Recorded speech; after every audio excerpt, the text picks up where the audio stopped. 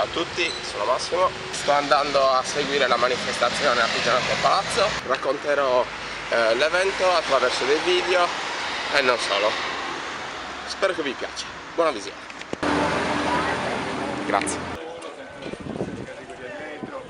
Abbiamo il grande onore di avere il nostro vice sindaco. Ringrazio i principi del Lussemburgo che sono venuti a fare da padrino e da madrina dell'esposizione. Oggi premiamo anche l'artigiano che è stato riconosciuto il migliore dal comitato promotore. Buongiorno. Primo premio trovato, buongiorno. Tutto a posto? Tutto a posto. Siamo molto felici. Come sembra questa edizione? Questa edizione è sempre più bella, molto meglio di quelle precedenti. Vabbè, ma così è semplice, C'è riesce a è la tutto, dai. ventesima. Ah, ok. È uguale a tutte le altre, sono tutte irresistibilmente incredibili. Gli artigiani lavorano, gli artigiani fanno e tutti sono contenti. Target acquisito. Perfetto. Lei dov'è? Sono nella limonaia grande, all'entrata. Ok, ci vediamo dopo. Si vede tutto pieno di piume.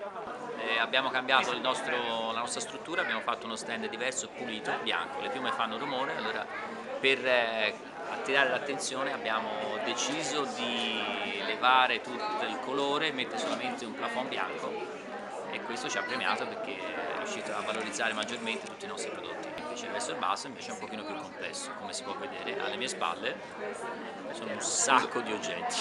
Allora, la ditta Mazzanti nasce nel 1935, quando la lungimirante visione di mia nonna Natalina decide di mettersi in proprio e di confezionare fiori di seta per i cappelli da signora che venivano portati tutti i giorni.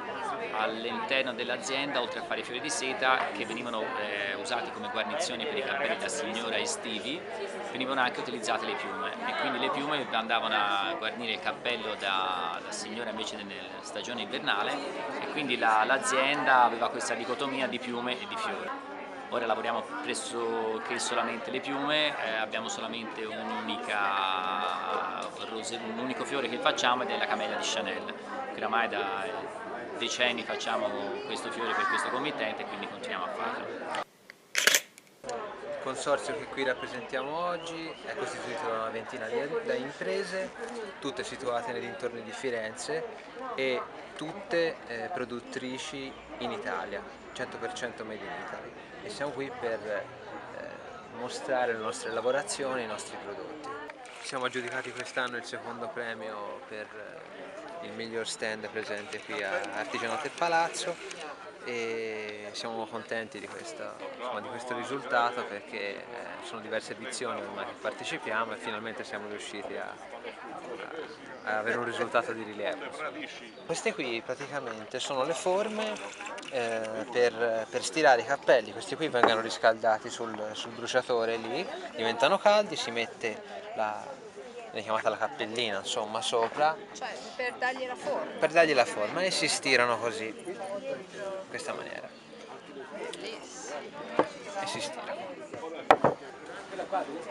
Viene intrecciato, poi si bagnano, si mettono sopra le forche, questa è grande, e col calore si vengono stirati.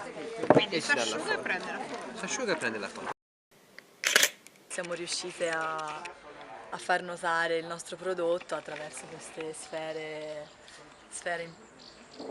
appese all'aria.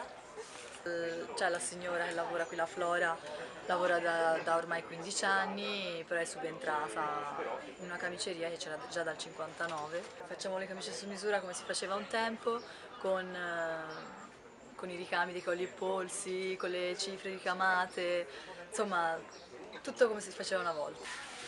Conoscete? Dunque, mio figlio ha 5 camicie, Okay. mio marito ce ne avrà una ventina, io ne ho 6. Alla grande, signora della Flora comunque arriverà più Dalla tardi. Flora c'ero qualche giorno fa dalla Ah, Flora. benissimo. E quando metto Contenta? L'importante non finiscono mai. Vero, durano. Ma lavate, rilavate. Perfetto. Grazie mille. Lei dice che io le lavo Quindi ne bene. vale la pena, dai. Lei dice che io le lavo bene, ma non è. Insomma, Bisogna curarle, soprattutto quando si stirano bisogna fare molta attenzione.